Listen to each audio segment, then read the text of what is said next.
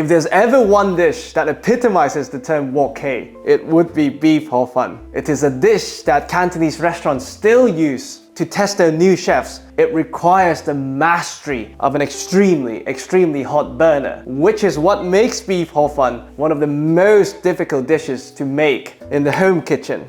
Today, we're going to break down what Wok-Hei actually is and adopt it for the home kitchen. So, what is Wok-Hei? The literal translation, it is the breath of the wok. And by breath, I don't mean the smell of the wok, but that distinct, slightly charred, slightly burned taste that you get from really good Cantonese stir fries. Now, if you were to break it down further, let me put this down.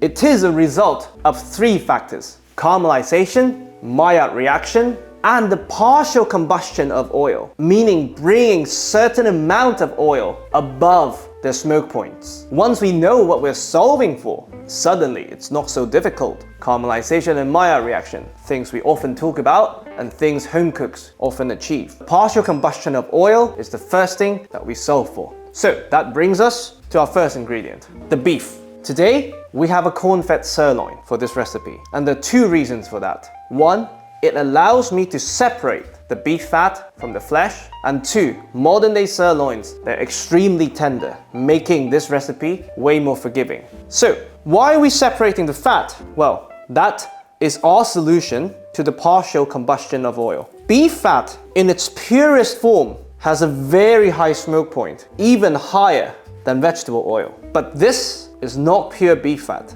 From experience of rendering this for different recipes, I can tell you, beef fat on a sirloin, or for that matter, on most steaks, actually have a very low smoke point. And this is what we're going to use to cook the whole dish, and this is what's going to give us the partial combustion of oil. So very simple, we save the spinalis because it's extremely tasty, and this is our isolated fat for the cooking process. Now, I'm going to just score it, but not break it apart, because I want it to be extremely easy to fish out once it served its purpose. Like that.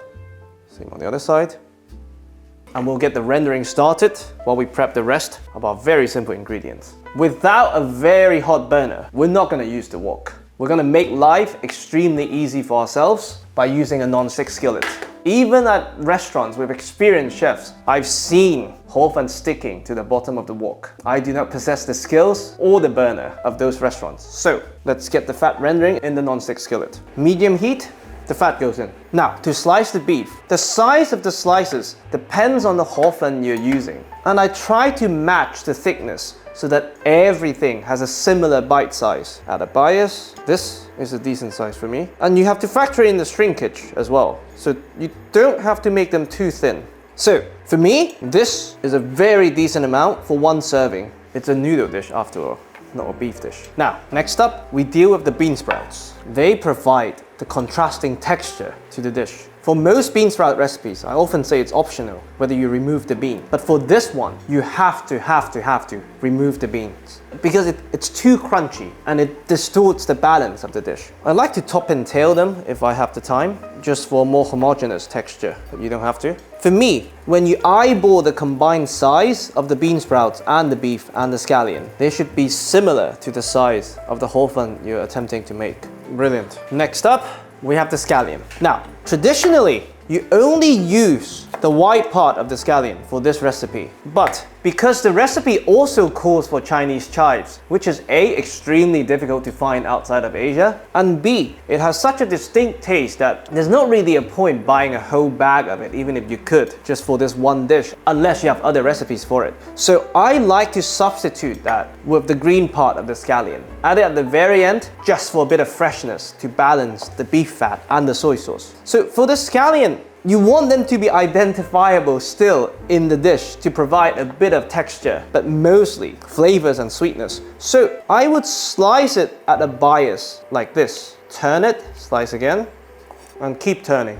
Brilliant. Now with the Scallion-green, trim off the ugly bits. And to take it slightly further, we grab a bowl of ice water. Completely optional, of course. Then you go. Not too thin, we're not steaming fish here. You still want to kind of match the texture and the size of the other ingredients.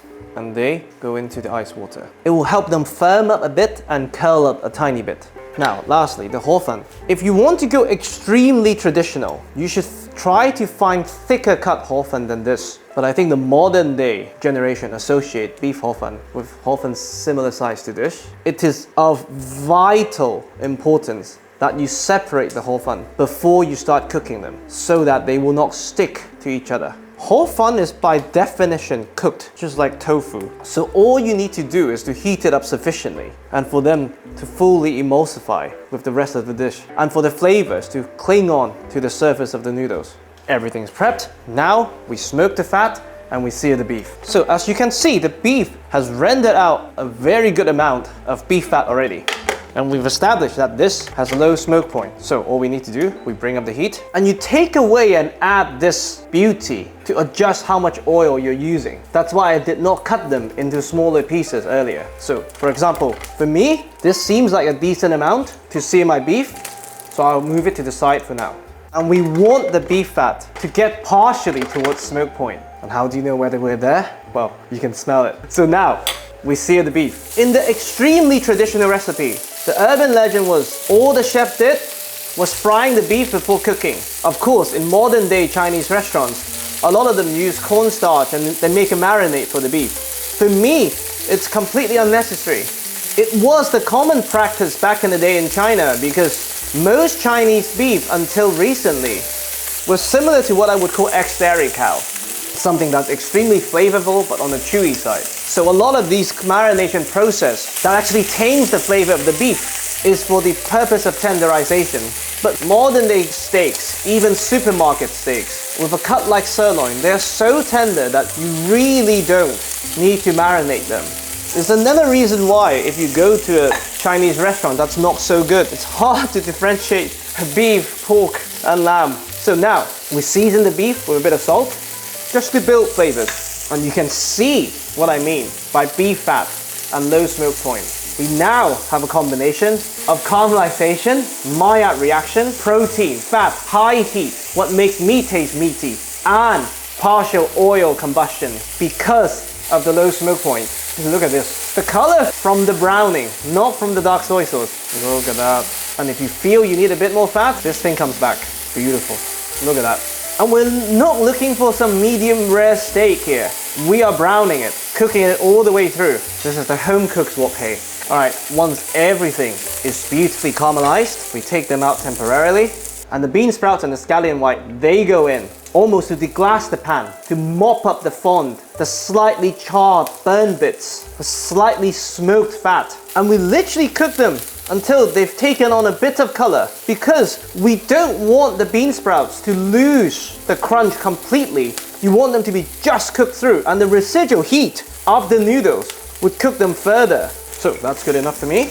Now, the secret ingredient for the home kitchen, Maillard reaction round 2. We cook the soy sauce before we add the noodles. It's very counterintuitive and will probably piss off most Chinese grandmothers. But this is soy protein with a bit of residual sugar. Protein, sugar, fat, heat, Maillard reaction. So we go.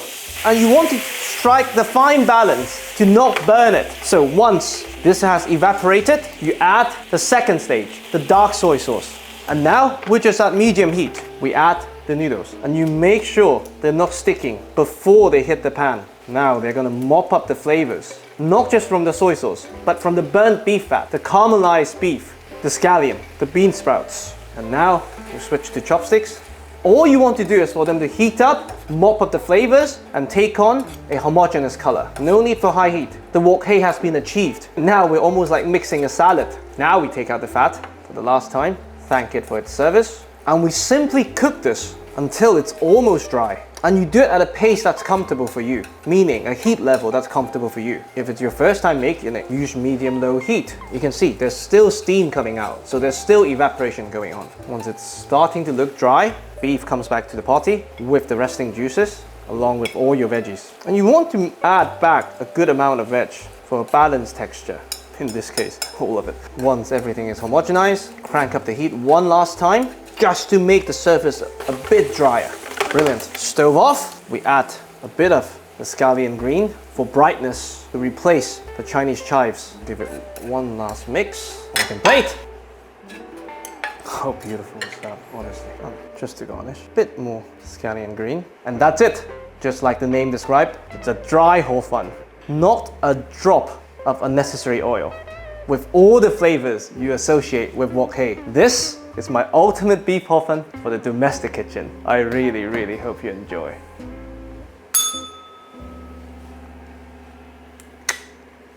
Beautiful.